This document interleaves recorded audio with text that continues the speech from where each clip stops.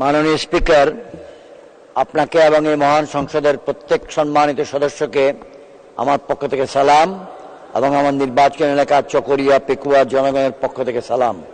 আসসালামু আলাইকুম। আপনি সময় বর্ধিত করার ব্যাপারে উদারতার পরিচয় অতীতেও দিয়েছেন, ইনশাআল্লাহ আগামীতেও দিবেন বলে আমি বিশ্বাস করি। আমি আমার আলোচনার শুরুতেই একজন রণাঙ্গনের মুক্তিযোদ্ধা হিসাবে স্বতঃপ্রবৃত্ত সহজাতভাবেই অবশ্যই প্রথমে শ্রদ্ধা জানাবো জাতির জনক বঙ্গবন্ধু শেখ মুজিবুর রহমানের প্রতি, যার নেতৃত্বে আমরা মুক্তিযুদ্ধে অংশগ্রহণ করেছিলাম।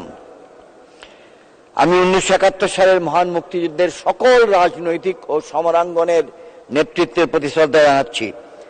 এবং যেটা সচরাচর বলা হয় না, সেটা হলো যে সকল মুক্তিযোদ্ধা এখনো বেঁচে আছেন, প্রায় বিলুপ্ত প্রায় প্রজাতির মতো ক্রমান্বয়ে যাদের সংখ্যা হ্রাস পাচ্ছে, তাদের অল্প কয়েকজন আমরা এই মহান সংসদেও আছি, তাদেরকে এবং জগতের যেখানেই যত মুক্তিযোদ্ধা আছে সবাইকে সালাম জানাচ্ছি। 1975 সালের 15ই আগস্টের কালো রাত্রিতে শাহাদত বরণ করা বঙ্গবন্ধু এবং অন্য সকলের প্রতিও শ্রদ্ধা জানাচ্ছি। সুদীর্ঘ বাজেট বক্তৃতায় মাননীয় স্পিকার, মাননীয় অর্থমন্ত্রী অনেকগুলি বিষয়ের অবতারণা করেছেন, যেগুলো আমাদের দৃষ্টিতে এসছে, কিন্তু সময়ের স্বল্পতা হেতু আমরা সবগুলো বিষয় টাচ করতে কোনো মতেই পারবো না। তাই আমি আমার বক্তব্যটা একটু ভিন্ন আঙ্গিক উপস্থাপন করছি। জাতীয় বিষয়গুলো আনার আগে আমি আংশিকভাবে যেটা জাতীয় এবং এলাকার সঙ্গে সংশ্লিষ্ট সেরকম তিনটি বিষয় আনব। প্রথমেই আনতে চাই পেনশন এবং রেশন সংক্রান্ত বাজেট বক্তৃতার 203, 204, 205 ও 214 নম্বর অনুচ্ছেদের প্রতি দৃষ্টি আকর্ষণ করছি, যাদের দ্বারা সম্ভব তারা দেখবেন। বিষয়টি পেনশন সংক্রান্ত। সার্বজনীন পেনশন ব্যবস্থা একটি যুগান্তকারী ব্যবস্থা এবং এর জন্য সরকারকে ধন্যবাদ জানাচ্ছি। কিন্তু সামরিক বাহিনীর অবসরপ্রাপ্ত পেনশন ভোগীগণ সহ যে সকল সরকারি কর্মকর্তা কর্মচারীগণ বর্তমানে বিভিন্ন স্কেলে পেনশন পাচ্ছেন, তাদের ব্যাপারে আমাদের কিছু বিনীত নিবেদন আছে। গুরুত্বপূর্ণ পর্যবেক্ষণ হলো, যেই ব্যক্তি অতীতে যেই সালেই পেনশন জীবনে প্রবেশ করে থাকুন না কেন, সেই সালের বাজার মূল্য এখন তথা 2024 সালে অনেক পরিবর্তিত।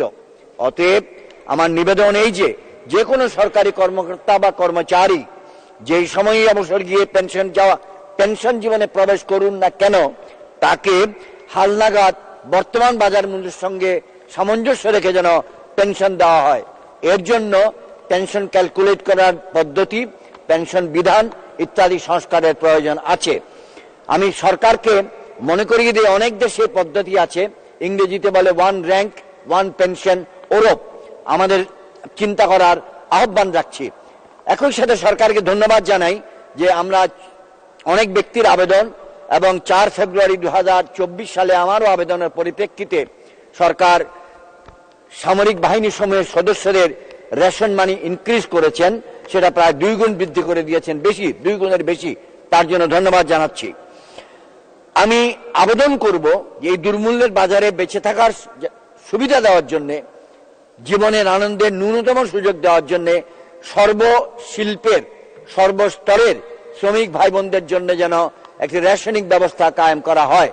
আমার পূর্ববর্তী একজন সম্মানিত সংসদ সদস্য বলে গিয়েছেন, আমাদের দেশের সম্পদ দিয়েই আমরা সেটা করতে পারি, আমাদেরকে বিদেশি সাহায্যের উপর নির্ভরশীল থাকতে হবে না। দ্বিতীয় বিষয়, মাননীয় স্পিকার, এটি মৎস্য সম্পদের প্রাণী সম্পদের সঙ্গে সম্পর্কিত। এটি আমি 4 ফেব্রুয়ারি তারিখেও বলেছিলাম, আজকেও বলছি। মাছের মধ্যে অন্যতম মাছ চিংড়ি। বাংলাদেশে যত চিংড়ি উৎপাদিত হয় তার 100 মধ্যে 100%-এর মধ্যে 80% হয় কক্সবাজার জেলায়, এবং কক্সবাজার জেলায় যা উৎপাদিত হয় তার 80% হয় চকরিয়া পেকুয়া আমার নির্বাচন এলাকায়। সেখানে সরকার কর্তৃক বরাদ্দ করা জমিগুলো অনেক বছর আগে ছিল একটা মৎস্য শিল্পের উন্নয়নের জন্য, চিংড়ি শিল্পের উন্নয়নের জন্য, রপ্তানির জন্য। 2012 সালে বেলা নামক একটি পরিবেশবাদী সংগঠন, বিখ্যাত সুপরিচিত সুনামদারী সংগঠন, তারা মহামান্য হাইকোর্টে রিট করেছিলেন যে রিটটির কারণে একটি স্থায়ী নিষেধাজ্ঞা দেওয়া হয়। এর কারণে পুরো চিংড়ি শিল্প এলাকায় অব্যবস্থাপনা চালু হয়েছে, তারা অব্যবস্থাপনার শিকার হয়েছে, প্রকৃত চাষিরা বঞ্চিত হচ্ছে, সরকার কোটি কোটি কোটি টাকা রাজস্ব থেকে বঞ্চিত হচ্ছে। আমি ভূমি মন্ত্রণালয়, মৎস্য মন্ত্রণালয়, পরিবেশ মন্ত্রণালয় এবং স্থানীয় প্রশাসনের পক্ষ থেকে সমন্বিত উদ্যোগ কামনা করছি। এর ফলে লক্ষ লক্ষ প্রান্তিক চাষি উপকৃত হবে, সরকার রাজস্ব পাবে এবং আইন শৃঙ্খলা পরিস্থিতির অবনতি রক্ষা পাবে। এরপরে আমি একটি কথা তুলে ধরতে চাই যে বাজেটের অনেক বিষয় পুঙ্খানুপুঙ্খরূপে মূল্যায়ন করে বক্তব্য দেওয়ার জন্য জ্ঞানী ব্যক্তির প্রয়োজন, কিন্তু বাজেটটা আসলে ভালো না মন্দ এই প্রশ্নের উত্তর দিতে গেলে একটা বাংলা ভাষার প্রবাদই যথেষ্ট, বৃক্ষ তোমার নাম কি, ফলে পরিচয়। লক্ষ লক্ষ কোটি কোটি সাধারণ মানুষ যখন বলবে তাদের জীবনের মান উন্নত হচ্ছে, তাদের কষ্ট কমেছে, তখন আমরা সবাই এক বাক্যে বলবো ভালো বাজেট হয়েছে। অন্যথা আমরা ভালো বাজেট বলার জন্য সময় নিতে হবে এর ফলটা দেখার জন্য। আমি মনে করি দ্রব্যমূল্য নিয়ন্ত্রণের বাইরে এবং এর জন্যই মানুষের কষ্ট। সরকারের শত চেষ্টা সত্ত্বেও দ্রব্যমূল্য এবং মুদ্রাস্ফীতি নিয়ন্ত্রণে আসছে না, এ কথাটা মনে করিয়ে দেওয়া আমাদের নৈতিক দায়িত্ব। আমি এরপরে একটি কথা বলতে চাই, আইন শৃঙ্খলা রক্ষাকারী বাহিনীগুলোর প্রসঙ্গে তাদের অন্তত আমার এলাকায় আমি দেখেছি মাদক বিশাল আক্রমণ। চকরিয়া থানার ওসি দুইবার রেকর্ড ব্রেকিং ইয়াবা জব্দ করেছেন, তার নাম মোহাম্মদ আলী, কিন্তু জনবল স্বল্পতার কারণে বেআইনি অস্ত্রধারী চোরা কারবারিদেরকে ধরতে পারছেন না। তা আমি মনে করি আইন শৃঙ্খলা রক্ষাকারী বাহিনীগুলোর জন্য জনবলের যে স্বল্পতা এটার দিকে আমাদের নজর দেওয়া প্রয়োজন। আমি মনে করি একজন রণাঙ্গনের মুক্তিযোদ্ধা হিসেবে মাননীয় স্পিকার, আমি সরল মনে সহজ মনে জাতির সঙ্গে শেয়ার করতে চাই যে মুক্তিযুদ্ধের আদি ও কৃত্রিম চেতনা বাস্তবায়নে আজকে 2024 সালে আমাদের সামনে যে সকল বিষয় বাধা, তার মধ্যে অন্যতম মাদক, দ্বিতীয় দুর্নীতির সর্বগ্রাসী আগ্রাসন, তৃতীয় এবং উদীয়মান একটি সমস্যা সেটা হচ্ছে ডিজিটাল প্ল্যাটফর্মের অপব্যবহার, আর্টিফিশিয়াল ইন্টেলিজেন্সের অপব্যবহার। আমি এইদিকে বাংলাদেশের সকল সংশ্লিষ্ট মন্ত্রণালয়ের সমাজের নেতৃস্থানীয় ব্যক্তিদের দৃষ্টি আকর্ষণ করছি, কারণ আমাদের নৈতিকতা ধ্বংসের জন্য যা কিছু প্রয়োজন এই তিনটা জিনিস তার প্রতিফলন, এবং এগুলোর কারণে আবার নৈতিকতা অবক্ষয় হয়। আমরা একটির সঙ্গে আরেকটি সম্পর্কিত।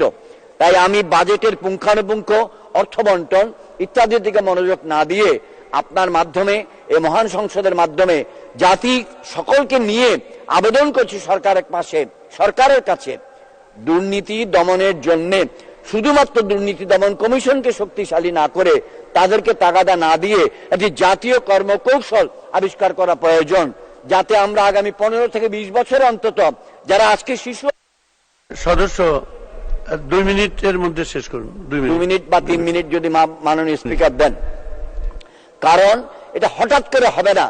বিদ্যুৎ, ইলেকট্রিক ফ্যান, ইলেকট্রিক বাতি সুইচ টিপলে অন হয় অফ হয়, কিন্তু বাংলাদেশের এই দুর্নীতির সমস্যা একটা সুইচ টিপলে একটা কমান্ড দিলে একটা হুকুম দিলে যাবে না।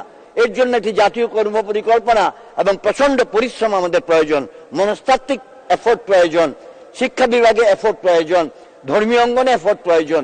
আমি এটা রিপিট করছি কারণ আমার বয়স 75, আমার মতো যারা বয়স্ক আছে আমরা কিছুদিনের মধ্যে এই দুনিয়া থেকে চলে যাব, কিন্তু এই বাংলাদেশকে সৃষ্টি করার পিছনে সেই বঙ্গবন্ধুর নেতৃত্বে, সমরাঙ্গনের নেতৃত্বে এই যে রক্ত দিয়েছি, ঘাম দিয়েছি আমরা যারা মুক্তিযোদ্ধা, আমরা যাওয়ার আগে দেখে যেতে চাই যে আমরা যে বাংলাদেশ চেয়েছিলাম পুরোপুরি না হলেও আংশিকভাবে সেটাকে আমরা দেখতে পাচ্ছি।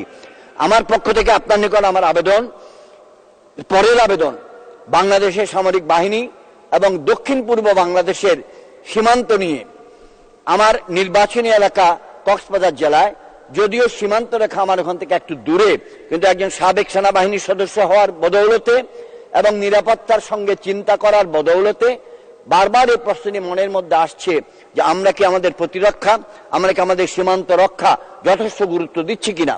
আমি বলবো দিচ্ছি, তার সঙ্গে যোগ করবে একটি শব্দ, এটাকে জোরদার করার যথেষ্ট অবকাশ আছে।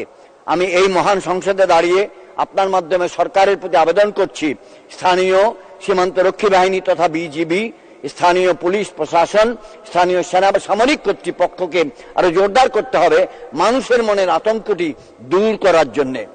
আমি আপনাকে ধন্যবাদ জানাচ্ছি মাননীয় স্পিকার, আমাকে এখানে বক্তব্য রাখার সুযোগ দেওয়ার জন্য, এবং আশা করি আগামীতে 3টা বিষয়ে বক্তব্য দেওয়ার সুযোগ পাবো। এখন মাত্র একটি করে লাইন বলবো।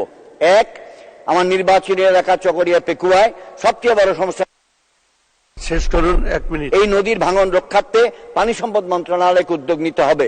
2, বিদ্যুৎ উৎপাদনের জন্য গ্রিন এনার্জি উৎপাদনের জন্য সোলার বিদ্যুৎ এবং বায়ুচালিত বিদ্যুৎ উৎপাদনের উৎকৃষ্ট ক্ষেত্র আমাদের নির্বাচনী এলাকা এবং কক্সবাজার জেলার সকল নির্বাচনী আসন। মাননীয় সংসদ সদস্য আসিকুল এখানে আছেন, মাননীয় সংসদ সদস্য এবং হুইপ কমল ভাই এখানে আছেন। ওনারাও সাক্ষী দিবেন যে বাংলাদেশের জন্য সবচেয়ে নিরাপদ, কম খরচে বায়ুচালিত এবং সৌর বিদ্যুৎ উৎপাদনের জায়গা কক্সবাজার জেলা, তার দিকে আমি দৃষ্টি আকর্ষণ করছি। সর্বশেষ বলবো, সেন্ট মার্টিন দ্বীপ আমাদের কক্সবাজার জেলার সীমান্ত থেকে একটু মাত্র দূরে। সমগ্র বিশ্ব এবং সমগ্র জাতি এই সেন্ট মার্টিনের দিকে তাকিয়ে আছে। আমরা আশা করি এই সংসদে এই বিষয়ে কেউ না কেউ কিছু বলবেন এবং সেন্ট মার্টিনের মানুষের মনের আতঙ্ক দূর করবেন। আপনাকে অনেক ধন্যবাদ। আল্লাহ হাফেজ। আসসালামু আলাইকুম। বাংলাদেশ চিরজীবী হোক।